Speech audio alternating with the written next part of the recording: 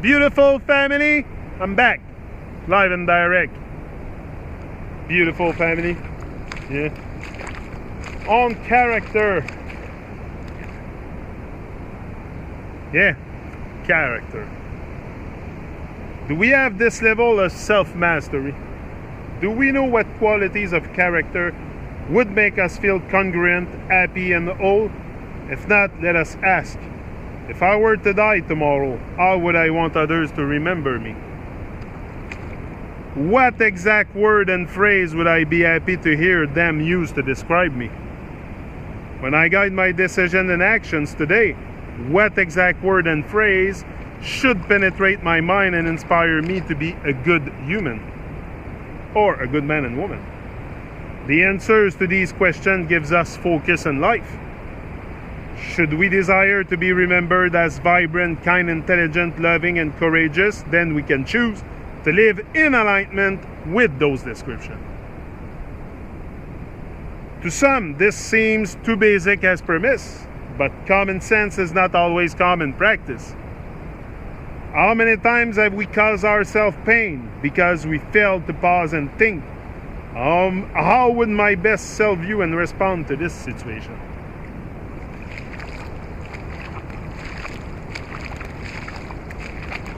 Yeah.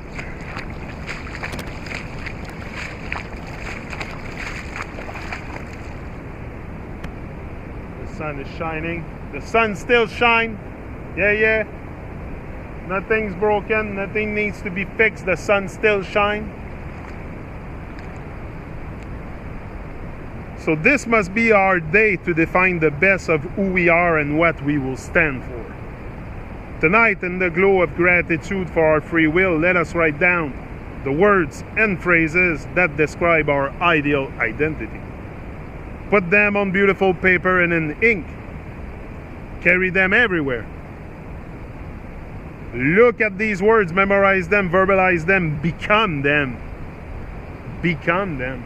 That's a good practice. You take a piece of paper, or I had that for a while in my own office. But at one point, I had quotes all over the walls. I went to buy big cardboard papers, and I was plastering my walls with quotes just to remember them, to become them, to become them. You know, I want to become someone, I told you. So there's work to be done, and to write down on a piece of paper. I used to write down 4 words: bold, generous, happy, and motivated. And I said that's what I want to become on a permanent basis, not just here and there. Always attached to me: bold, generous, happy, and motivated. And I think I'm sticking to that very good so far. So, yeah, it's great.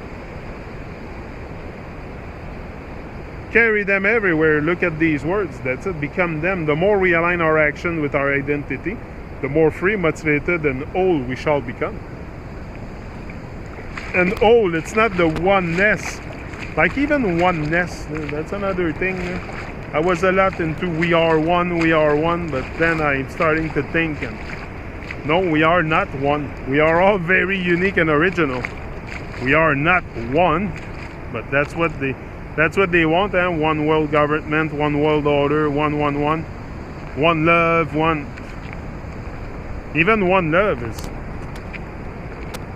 like we're just also that's what they want us to be, used to the one, to be one. So they mold the whole thing in one world government. I think that's the madness behind it. So if we accept that we are one, if in our state we accept that we are one, they're gonna come and we're just performing the script for them. And then they're gonna come with a one world government, one world bank, one this, one that, and then all our unique, original, vibrational signature will be gone, because we will be one. Yeah. And that's what they want. They work in that direction anyway. Yeah.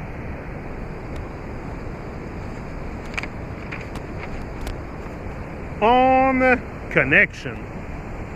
Let us also define how we shall, is it correct? How we shall interact with the world. What kind of experiences do we want to have with the important people in our lives? Those who fail to consider this fail in their relationships. Also, when you start, building that character, building that strength,